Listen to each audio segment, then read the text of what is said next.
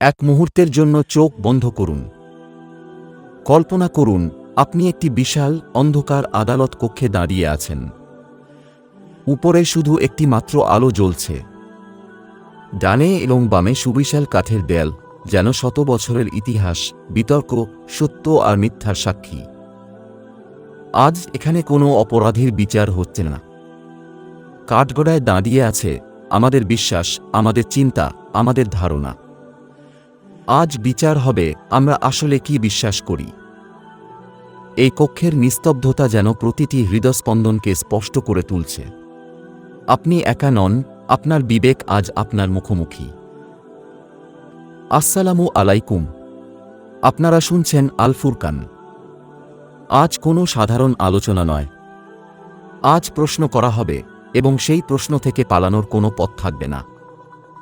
এখানে বিচার চলছে স্রষ্টার স্পষ্ট বাণী বনাম মানুষের তৈরি হাজার বছরের অস্পষ্ট গল্প। আজ সিদ্ধান্ত নিতে হবে আপনি কোন পাশে দাঁড়াবেন। সত্য কি কেবল শোনার জন্য নাকি মানার জন্য? আজ এই আদালত সেই ফয়সালা করবে। আদালত কক্ষ নিস্তব্ধ। একপাশে পবিত্র কুরআন, যা চিরন্তন, অপরিবর্তনীয়। অন্য পাশে মানুষের বর্ণনা, মতামত, ব্যাখ্যা আর অগণিত কিচ্ছাকাহিনীর স্তূপ। প্রথম পক্ষ অকাট্য দালিলিক প্রমাণ নিয়ে দাঁড়িয়ে বলল, আল্লাহ ঘোষণা করছেন কিয়ামতের জ্ঞান শুধু তাঁর কাছে, এবং তা আসবে হঠাৎ করে। এই একটি বাক্যই কি যথেষ্ট নয়? তাহলে আমরা কিভাবে মানুষের লেখা থেকে আলামত গুনি? যদি আগে থেকেই প্রতিটি ধাপ জানা থাকে, তাহলে হঠাৎ হওয়ার রহস্য কোথায় থাকে? তখন তো এটা আর অদৃশ্য বা গায়েব নয়, এটা হয়ে যায় মানুষের ক্যালকুলেটরে হিসাব করা একটি সাধারণ ঘটনা। যদি আপনি ট্রেনের সময়সূচি জানেন, তবে ট্রেন আসাটা আপনার জন্য হঠাৎ কিছু নয়। তাহলে মহাপ্রলয়কে কেন আল্লাহ আকস্মিক বললেন? এই বৈপরীত্যের জবাব কে দেবে? অন্য পক্ষ কাঁপা কাঁপা গলায় প্রতিবাদ করে বলল, কিন্তু আমাদের কাছে তো পূর্বপুরুষদের সোর্স আছে, কিতাব আছে, বাপদাদার আমল থেকে চলে আসা বর্ণনা আছে।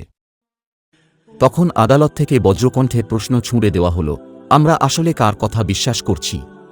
আল্লাহর কথা নাকি মানুষের কথা, যিনি সৃষ্টি করেছেন এবং বলছেন শুধু আমি জানি? নাকি তারা যারা সৃষ্টি হয়েছে এবং দাবি করছে আমরা জানি? আপনি আপনার আনুগত্যের পাল্লায় কাকে প্রাধান্য দিচ্ছেন? স্রষ্টাকে নাকি সৃষ্টিকে? সোর্স কাদের সোর্স? ইতিহাসের পাতা উল্টে দেখুন। নূহের সন্তান, লূতের স্ত্রী, ইব্রাহিমের পিতা, কেউই সত্যের গ্যারান্টি নয়। রক্তের সম্পর্ক বা বংশমর্যাদা কি সত্যের মাপকাঠি হতে পারে? তাহলে শুধু পুরনো হওয়া মানেই কি সত্য?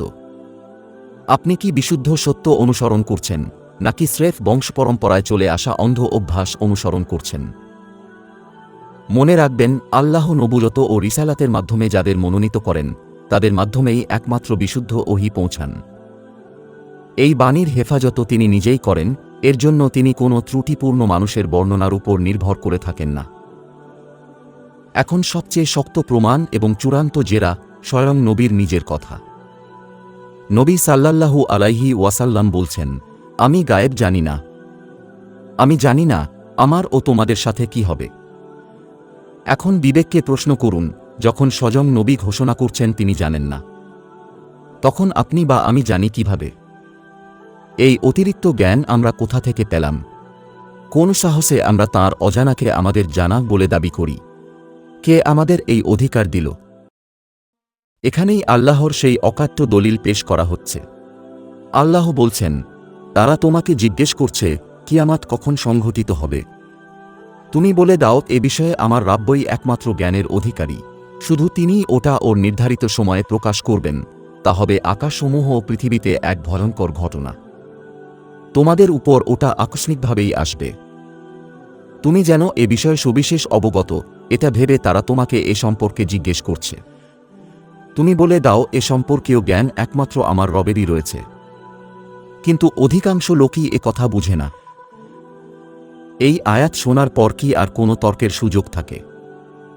যেখানে স্বয়ং আল্লাহ বলছেন, মানুষ আপনার কাছে জানবে মনে করে জিজ্ঞেস করছে, কিন্তু আপনি স্পষ্ট করে বলে দিন যে এই জ্ঞান কেবল আল্লাহর কাছে। যখন আল্লাহ বলছেন অধিকাংশ লোক বুঝে না, তখন আমরা কি সেই না বোঝা দলের অন্তর্ভুক্ত হতে চাই? যখন স্বয়ং নবী স্পষ্টভাবে ঘোষণা করছেন আমি জানি না, সেখানে আমরা কিভাবে তাঁর নাম ব্যবহার করে ভবিষ্যতের পুঙ্খানুপুঙ্খ টাইমলাইন আর বিস্তারিত বর্ণনা ছড়াই? এটা কি সেই গোপন বিষয় প্রকাশ করার স্পর্ধা যা আল্লাহ গোপন রাখতে চেয়েছেন? নাকি এটা আল্লাহ ও তাঁর রাসূলের নামে এমন কিছু মিথ্যে আরোপ করা যা তারা কখনো বলেননি? বলুন, এটা কি সত্যের অনুসরণ, নাকি সত্যের শুভ্র আবরণের ওপর মানুষের কাল্পনিক রঙের প্রলেপ দেওয়া? আর যদি এই বাড়তি অংশ যোগ করা হয়, তবে হাসরের ময়দানে সেই ভয়াবহ মিথ্যার দায়ভার কে নেবে? মনে রাখুন, সেই কঠিন দিনে নবী আল্লাহর কাছে দাঁড়িয়ে নালিশ করবেন, হে আমার প্রতিপালক, আমার এই কওম তো এই কুরআনকে ছেড়ে অন্য কিছুর পেছনে ছুটেছিল। তারা কুরআনকে পরিত্যাগ করে মানুষের বানানো গল্পের মোহে অন্ধ হয়েছিল। এখন আর কোনো ঘুরিয়ে কথা নয়, সরাসরি অভিযোগ তোলা হচ্ছে। যখন আল্লাহ ঘোষণা করছেন কিয়ামতের জ্ঞান শুধু তাঁর কাছে এবং তা আসবে হঠাৎ করে, তখন যারা দিনরাত বসে বসে আলামত গুনছে, টাইমলাইন বানাচ্ছে, ভবিষ্যৎ নির্ধারণ করছে, তারা আসলে কি করছে? তারা কি আল্লাহর কথার অনুসরণ করছে, নাকি আল্লাহর চূড়ান্ত বাণীর ওপর নিজেদের ধৃষ্টতাপূর্ণ কথা বসাচ্ছে? যখন নবী নিজেই বলছেন আমি গায়েব জানি না, আমি জানি না আমার ও তোমাদের সাথে কি হবে, তখন তার নামে ভবিষ্যতের বিস্তারিত দিনক্ষণ প্রচার করা, এটা কি সত্য বলা, নাকি এটা স্পষ্টভাবে আল্লাহ ও তাঁর রাসূলের নামে জঘন্য মিথ্যাচার? এটা কি ওহীর অংশ, নাকি মানুষের মস্তিষ্ক প্রসূত বিভ্রান্তিকর সংযোজন? যদি এটা ওহী না হয়, তবে এটাকে ওহীর মতো পবিত্র জ্ঞান হিসেবে প্রচার করা, এটা কি জাতির সাথে চরম প্রতারণা ও বিভ্রান্তি নয়? বলুন, এটা কি সত্যের সেবা, নাকি সত্যের সুপরিকল্পিত বিকৃতি? এখন আদালত চূড়ান্ত পর্যায়ে পৌঁছেছে। সব যুক্তি উপস্থাপন করা হয়েছে, সব বক্তব্য শোনা হয়েছে। সত্য আর মিথ্যার সীমারেখা আজ দিনের আলোর মতো স্পষ্ট। এখন আর কোনো অজুহাত নেই, জানি না বলার সুযোগ নেই। এখন কেবল সিদ্ধান্ত, রায় ঘোষণা করা হচ্ছে। যে সত্য স্পষ্ট এবং যা সরাসরি আল্লাহর কিতাব থেকে প্রমাণিত, তা অনুসরণ করা প্রতিটি মানুষের জন্য ফরজ, এবং যে কিছু সেই বিশুদ্ধ সত্যের ওপর মানুষের পক্ষ থেকে যোগ করা হয়, তা সম্পূর্ণভাবে বর্জনীয় ও প্রত্যাখ্যানযোগ্য।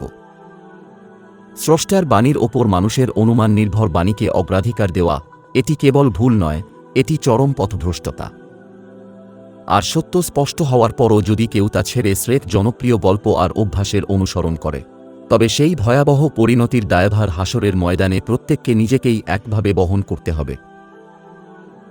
এখন নিজের দিকে তাকান, নিজের হৃৎপিণ্ডের ওপর হাত রাখুন এবং নিজেকে শেষবারের মতো প্রশ্ন করুন, আপনি কার কথা বিশ্বাস করছেন, স্রষ্টার নাকি সৃষ্টির? এখন সিদ্ধান্তের সময়। আপনি কার পাশে দাঁড়াবেন? বুক ফুলিয়ে বজ্রকণ্ঠে ঘোষণা করুন, সত্য এসেছে এবং মিথ্যা বিলীন হয়েছে। নিশ্চয়ই মিথ্যা বিলীন হওয়ারই ছিল। বলুন, আমরা কেবল আল্লাহর ওপরই ঈমান এনেছি এবং আমরা তাঁরই অনুগত। আমরা কারও অন্ধ অনুসারী নই, আমরা কেবল শাশ্বত সত্যের অনুসারী। শেষ কথা, মনে রাখবেন, কিয়ামত আসবে একদম হঠাৎ, কোনো সাইরেন বাজিয়ে বা ক্যালেন্ডার মিলিয়ে নয়। আর যারা না জেনে আল্লাহর পথ থেকে মানুষকে বিভ্রান্ত করার জন্য লাহুয়াল হাদিস বা অবান্তর কথা খরিদ করে আর ওগুলোকে হাসিঠাট্টা হিসেবে গ্রহণ করে, তাদের জন্য রয়েছে লাঞ্ছনক আয়াব। তাই আজই ঠিক করুন, আপনি কার কথায় আপনার আখেরাত সঁপে দেবেন। মানুষের তৈরি করা গল্পের পেছনে না ছুটে কুরআনের সেই গম্ভীর কণ্ঠস্বর শোনার চেষ্টা করুন। আসসালামু আলাইকুম।